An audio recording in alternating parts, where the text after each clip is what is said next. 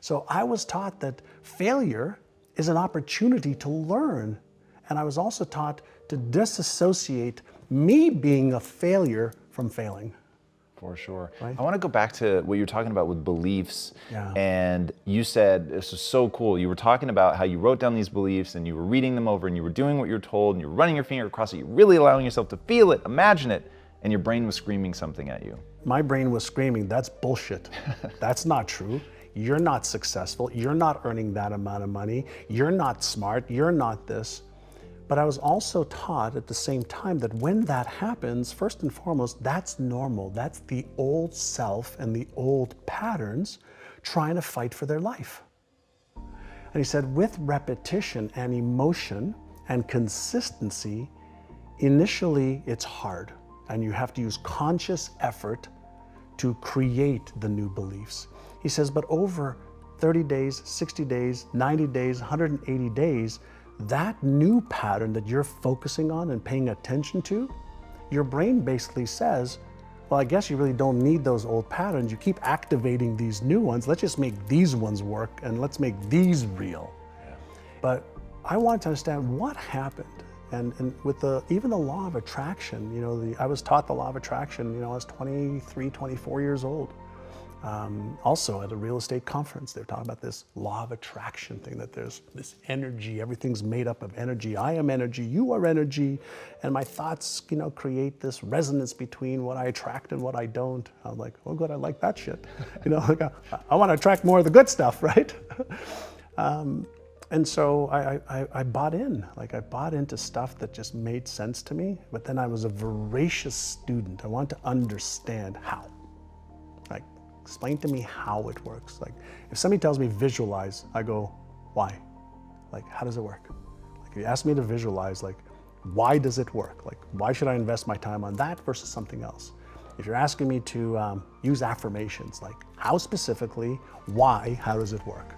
If you're asking me to emotionalize, well, what's happening in me that tell me I need to create these false senses of feelings? I want to know why it works. And why does it work, especially emotionalizing? I think that's something that people hear a lot. I talk a lot about embodying something, really feeling it. Yeah. But why does it work? Great question. It has to do with circuits in the brain and neurochemicals that are released.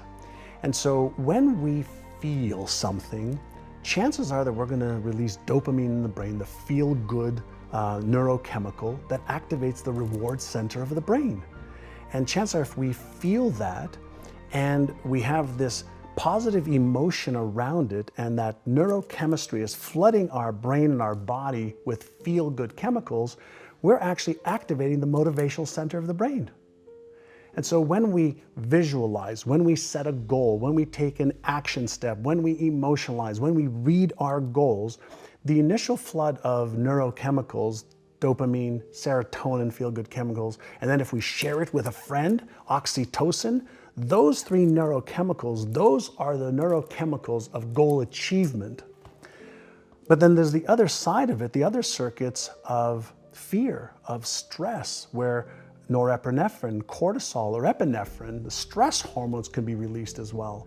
And so I'm fascinated and I want to teach people the stuff that we've learned about beliefs, self-esteem, self-worth, fears, and the stuff that really holds people back. Because all the how to get healthy and stay healthy, we know. How do I build a business and sustain it? We know. How do I get into a relationship and make it successful? We know. We know most of the how-to for anything that anybody wants to do in this time frame that we live in.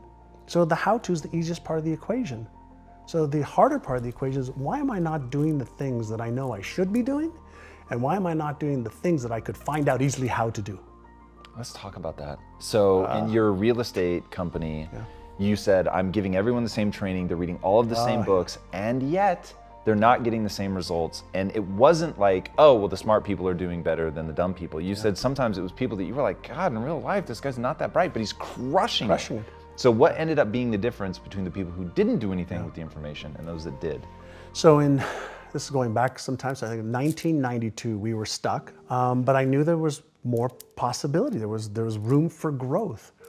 And I wanted to figure out if the stuff that I did in the 80s when I was a kid, you know, that broke free, would it work with some of my agents? And so we took 75 agents, randomly. Agents said, hey, do you want to get into a 6-month program to like retrain your brain, your subconscious brain, around your beliefs about what is possible for you to achieve, around your habits of what you have to do in order to achieve that. And we focused on retraining their subconscious mind.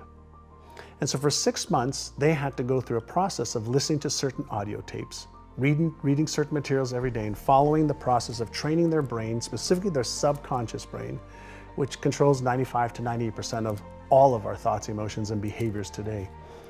And within 6 months, that group increased sales by $100 million. Jesus. $100 million. And I said, holy shit, right? This is working. And so we started to teach. Some of what we teach now in NeuroGym, actually now we have the technologies, we have the systems that are far better than what we did back in the 90s. And we went from 1.2 billion to 4.5 billion a year. And it wasn't because we taught them any more skills to be real estate agents. We taught them how to change the way they thought about themselves. We taught them how to change their habits. Wow. Our agents who made $750,000 or more were in front of a client 75% of the time. And when we asked all the agents that weren't in front of more clients, like, why are you doing that? Like, why aren't you in front of people that are gonna help you earn more income? Oh, well, we're busy doing this and doing this and doing this, and they had stories and excuses and reasons why. And so part of the work that I love to do now is really help people understand, what is your story? Like, what's the story you're telling yourself? Because we all have a story. We have a money story, a relationship story, a health story. We have a story for everything. And then that story keeps recreating our lives over and over and over again. And we have beliefs that support the story. We have habits that support the story. We have people that support the story. We have systems that support our story. And so my question that I always ask people, who would you be with a different story?